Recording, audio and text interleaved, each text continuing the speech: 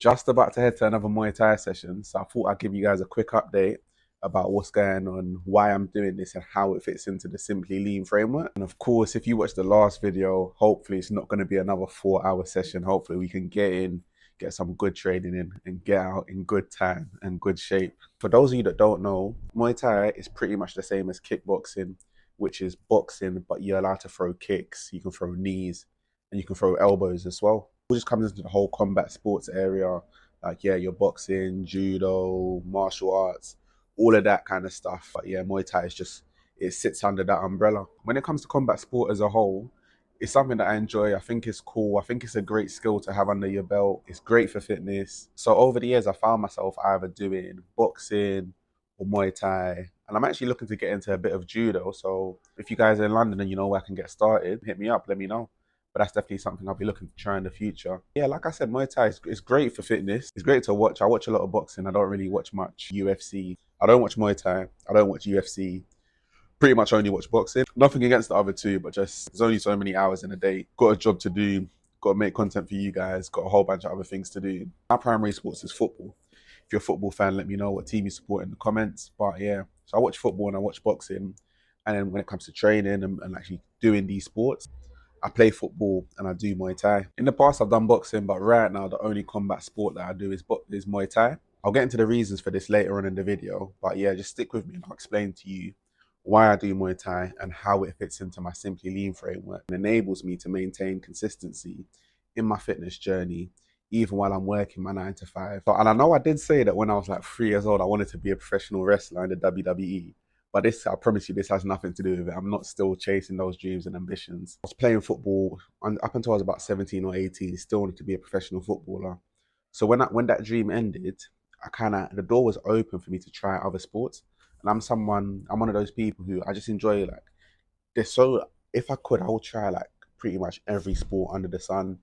Like, I don't really play tennis, but again, I feel like that's a really cool sport. What else? Basketball, I don't play basketball, but again, I don't play basketball. But if I could, another sport that I would play. Rugby, maybe I'm not too keen to try rugby, but again, if we had unlimited hours in the day, I'd probably spend a fair amount of time learning and playing rugby. What other sports? Swimming, I don't swim much. Gymnastics, like, if I had unlimited time, I would try every sport in the world, but obviously we don't. I can't try every sport in the world. Once I stopped playing football properly, I thought, you know what? Obviously, I didn't need to be playing as much football. I didn't need to be doing as much practice playing football. So I said, you know what? Let me give a few other sports a try, just for fun, like not to try and chase any, not to try and do them professionally or do them at a high level, but just to like give them a go. Playing sports is just so fun. Like if you've played sports, yeah, whether you're good or not, it's just a fun thing to do. Like it's a little bit of competition, get a bit of exercise in. So when I was 18, dabbled in Muay Thai a little bit, went to a few sessions, didn't really take it too seriously. Went to uni, had opportunity to try a bunch of sports. I think I went to a few intro sessions back then as well. And then I think it was really, then I started doing boxing, yeah. And the reason I started doing boxing was because at my uni we had this event called Fight Night. And if you know about a fight night, you know it was crazy. It was hands down the best event at the uni. I went to it in first year, my first year of uni. And one of my guys here, shout out Josh, he done his thing, like, so he was fighting. So he signed up and he was fighting. And it's like, you don't even have to be like boxing. It's not like for people that have just boxed all their life. So you come to uni, and the way that it worked at our uni was people from each sport would fight each other. Like there'd be a football versus rugby fight, a hockey versus netball fight, tennis versus rowing. Like different sports clubs would nominate a person, and they'd go out, they'd fight someone else from a different sport. Yeah, shout out to my guy Josh. He was fighting someone. It was actually a football versus football, but it was like the first team versus the second team. So like he was fighting someone. He was like, yeah, look, he's doing the event. So I pulled up, and it was just crazy. Like it was like it had the full on atmosphere. The atmosphere at that event was on par with some of the atmosphere with any atmosphere I've seen at any professional football matches, like international matches, Premier League matches, FA Cup, any match I've been to. The atmosphere at Fight Night at my uni was on par with all of them. Like the atmosphere was just crazy, and it was like 1,000 people. Like it was only 1,000 people, and I say only 1,000 people, which is pretty big for a uni event in the UK. I know like America, like a uni event might do like, I think uni events in America, like university sports in America, or like college sports or whatever you guys call it, probably do like, I don't know, 80,000 people crowds. But obviously in the UK, professional sports don't even do 80,000 unless you're Man United or, yeah, only like Man United. What other team has a stadium? Tottenham's the brand new stadium. There's only like what, 60,000, I think. I think it's only like 60,000. So in the UK, for a uni event, 1,000 people packed into a small arena is crazy. And even like professional boxing here in the UK, I don't think York Hall has a capacity of, I think, maybe like 3,000. And for you guys that don't know York Hall, it's almost a home of British boxing. Maybe it's not where the biggest fights are going to be, but like every up and coming fighter would have had a fight at York Hall. So I don't really know how to compare it to, but it's like it's a famous boxing arena in the UK. Like if you box, if you're into boxing and fighting, you know what York Hall is. Our uni event eventually got pushed to York Hall because it was just getting that big and had that much traction. So just to kind of put that into context. So either way, my guy Josh, he did his thing. Atmosphere was sick. So the next year I was like, no, I got to sign up to this. I got to do this. I'm just one of those people. Like I see people doing things, and I'm like, oh, I want to give that a try. So did it, same thing. So got all my boxing training in. Crazy fight. Obviously, had to bring home the W. I done a football versus rugby fight. Yeah, obviously had to smoke the other guy. He just got smoked. Definitely one of my highlights of uni. And then after that, I just carried on boxing. And then for me, I did want to carry on boxing. I did want to have one or two more amateur fights, but other things got in the way of that. It's a story for another day. But so that's kind of like where my journey with combat sports started. When I had my first fight, that was in 2017. And I carried on boxing for like 2, 3 years after that until just after the pandemic. And I did take a little break, I know. Stayed consistent with the fitness stuff. So I promise you, I'm a very consistent person. I took a little break from the boxing, was playing football, which is my primary sport, my first love. After I took a little break, I felt like I still needed to get back to it, and there's a few reasons why. The first reason is that I wanted to surround myself with better people, people who have dreams and ambitions and are ready to push themselves to reach those dreams and ambitions. And I'm fortunate enough that I have these kind of people in my network, and I appreciate not everyone will. I think I'm fairly fortunate that a few of my friends have put in the work. They've been able to become professional athletes and play professionally, whether it's football or whether it's Muay Thai. They've pushed themselves and they've put in the work to be able to play the game professionally. And obviously, when you surround yourself with people like this who have that right mindset, who have that drive, who have that ambition, it's going to push you, maybe not to go and compete professionally in the sport, but in your own personal endeavors, in your own personal goals and targets. That drive, that ambition is going to rub off, and you're going to see the mindset, the mentality needed to get to a position that you want to be. This scenario, my friend Joani, who's a professional MMA fighter, he's opened the door for me to come down and train with him at the gym, join in some of the sessions, and actually see the level, not just see it, but participate and actually put in that work myself. Not so I can go pro, but just so I can get a good workout in, so I can learn a few skills. And it's like when that opportunity is there, it's almost like how can I say no to that? Why would you not want to train with a professional athlete and work to their levels, work to their standards? And again, fully recognize not everyone's going to have that opportunity to surround themselves with those kind of people. But if you feel like you do want to surround yourself with better people, people that are pushing to reach dreams and ambitions that you respect, definitely follow me, get in touch. We can have a little conversation. And I'll be more than happy to be that person that pushes you, that gives you that drive, that gives you that extra little bit of motivation to help you get to where you know you want to be. The second reason is the intensity of the training. Someone that's always been consistent with the gym, with the fitness, with the running. And when I say 12 years of consistency, that's even an understatement.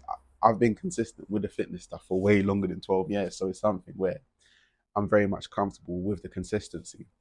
But the one thing that's sometimes difficult to keep your eye on is the intensity. Yeah, you can take yourself to the gym, you can do all the running, but when it comes to intensity, yeah, there's only so far you can push yourself, and especially when you're working a professional job, you're working hard, your primary focus is shifted. Like you're not trying to compete professionally, so there isn't actually a proper need to like tire yourself out in the gym every single day. And I definitely agree with that. Like you don't need to be working yourself to death. You don't need to be working yourself flat out every single session, because that's how you end up burning yourself out. You end up with a routine that's not sustainable, that you don't like. You end up having resentment for the fitness things.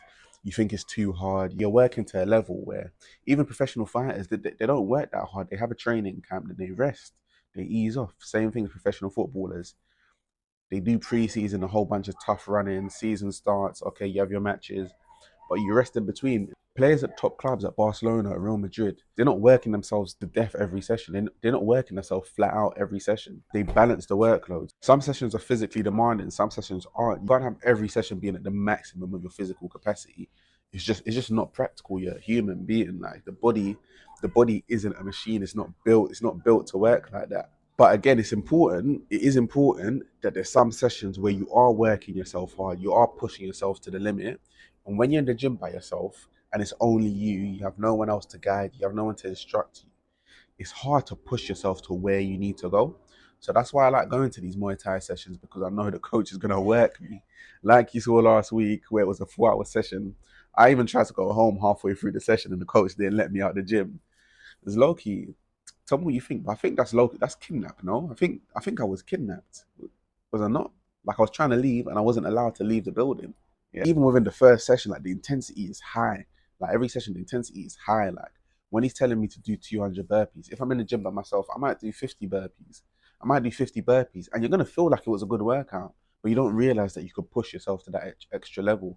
So that's why I go to these sessions, just so there's that intensity. I know that I'm going to work to a certain level of intensity and I'm going to push myself even beyond what I think I can do. I think a lot of people don't realize what they're capable of, whether that's physically or even mentally or academically. Like, if you don't push yourself, you're just not going to realize like how far you can go and what you can achieve. But that's one thing that I like to have in the back of my mind, and why I like to surround myself with people who are competing professionally.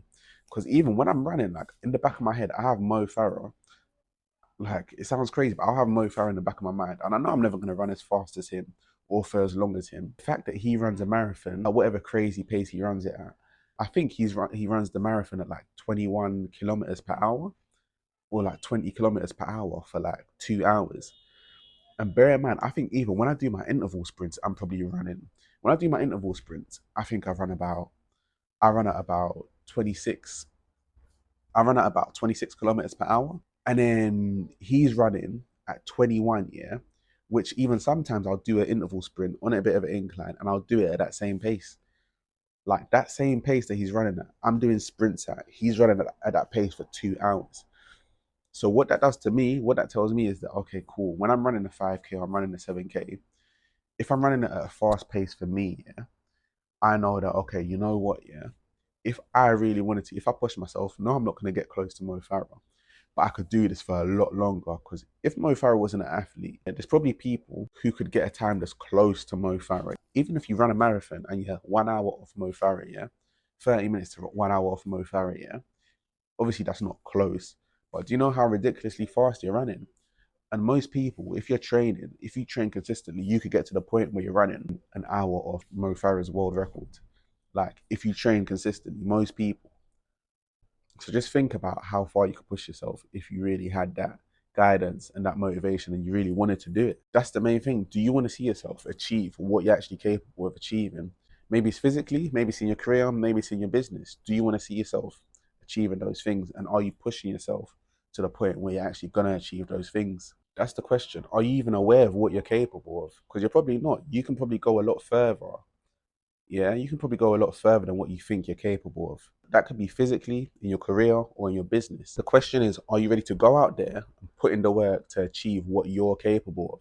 And the third reason that I do Muay Thai and any other sport, the reason I play football, the reason that I like playing sport, is that these things are energizing hobbies. And when I say energizing hobbies, we all have hobbies. Watching Game of Thrones, that's a hobby. Like, you like watching Netflix, that's your hobby. That's what you need to chill out.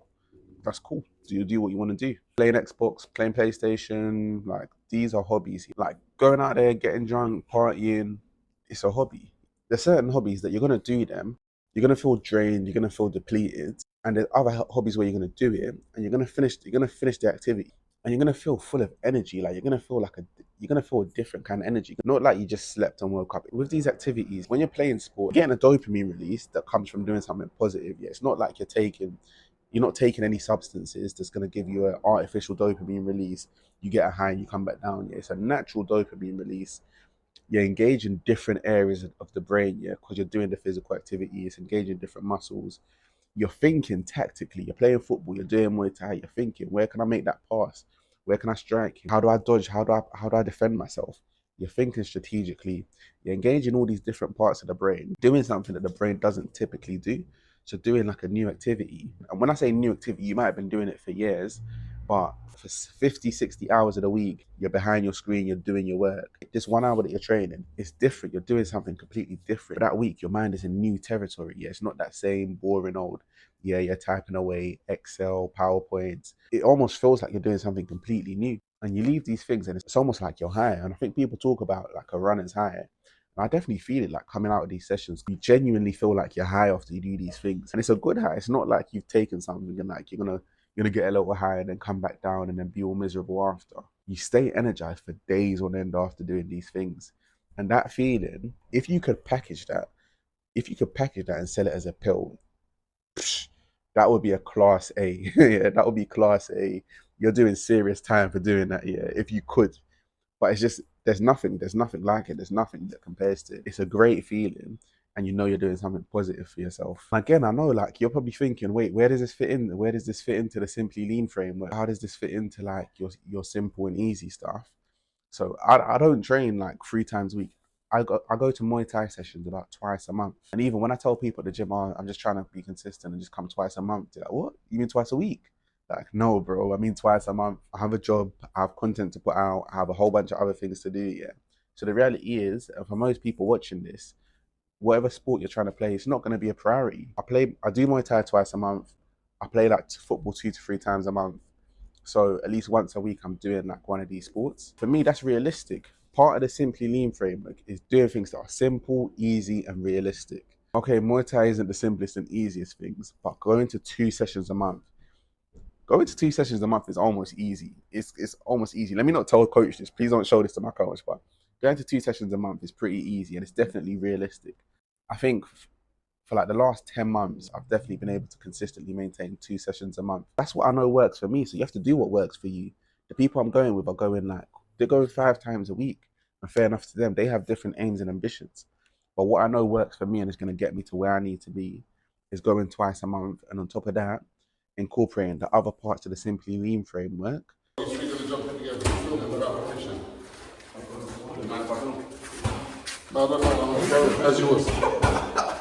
Which is my easy zone 2 cardio, my simple and heavy lifts, and looking after my diet. And then all of that circles back and helps me when I'm at these sessions, because I know I've done the heavy lifts, so I know I'm strong enough to be in the ring and compete with these people. I've done my zone 2 cardio, so I know I'm not gassing out throughout the sessions. I have the capacity to do these things. Same thing for you. If you're doing your zone 2 cardio and you want to go get back into sport, you want to start playing your little five-a-side again, or you want to get down to a boxing session, or you want to go climbing or whatever, join a run club, you can do those because you've been doing the zone 2 cardio. You're in a position where you can go out there and comfortably do different activities. And then again, my diet, where throughout the week, my diet is focused on the right things, my protein, my fiber, my healthy fats, my healthy carbs. That means when it's time to train, I have the right things in my body to fuel me, to enable me to compete and train at the level that's required of. So when I go to these sessions with these pro fighters, I don't look out of place. I'm not tired. I'm not leaning on the wall, gasping for air, because I know I've done the right things to enable me to train at the level that I want to be able to train at. But look, that's enough talking for now. If you want to learn more about the Simply Lean framework and how you can use it to improve your fitness journey, follow me on Instagram, drop me a DM me the word active, and I'll send you the Simply Lean blueprint for free.